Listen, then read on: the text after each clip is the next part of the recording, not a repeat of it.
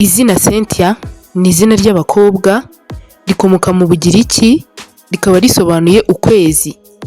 Izina Lucette ni izina ry'abakobwa rikomoka mu Bufaransa no mu Balatini rikaba risobanuye urumuri cyangwa se umucyo.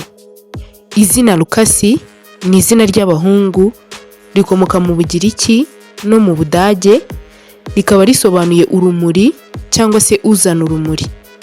Izina Ture ni izina ry'abahungu rikomoka muri Norvège ya kera rikaba risobanuye indwanyi y'Imana, ryanasobanura imbaraga cyangwa se uburinzi. Izina Armel ni izina ry'abahungu rikomoka muri Scotland no muri Ireland rikaba risobanuye umusirikare w'igikomangoma, rishobora no gukomoka mu Buheburayo rikaba risobanuye igikomangoma cy'abantu.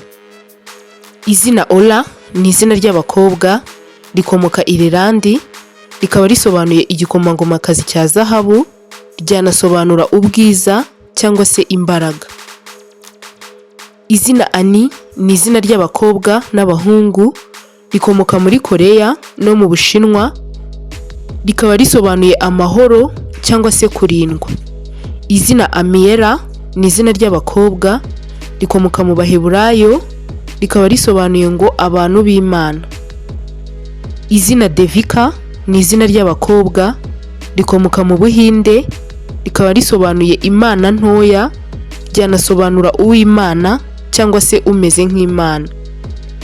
Izina Evanista ni izina ry'abakobwa rikomoka ku izina Evangeliste ryo mu Bugiriki cyangwa se mu Butaliyani rikaba risobanuye uzana amakuru meza, ryanasobanura ku izina Evans ry'abahungu rikomoka mu Baheburayo rikaba risobanuye ngo Uwiteka ni nyembabazi.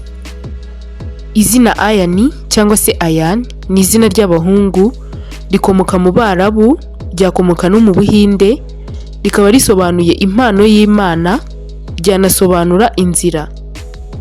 Izina Kesi ni izina ry'abakobwa rikomoka mu Balatini no mu Baswahili rikaba risobanuye uwavutse mu bihe bikomeye. Izina Sherbe ni izina ry'abahungu n'abakobwa rikomoka mu Bufaransa rikaba risobanuye umukundwa. Izina Briella ni izina ry'abakobwa rikomoka mu Butaliyani rikaba risobanuye ngo Uwiteka niwe mbaraga zanjye. Izina Tarsise ni izina ry'abahungu rikomoka mu Bufaransa rikaba risobanuye gukomera cyangwa se imbaraga.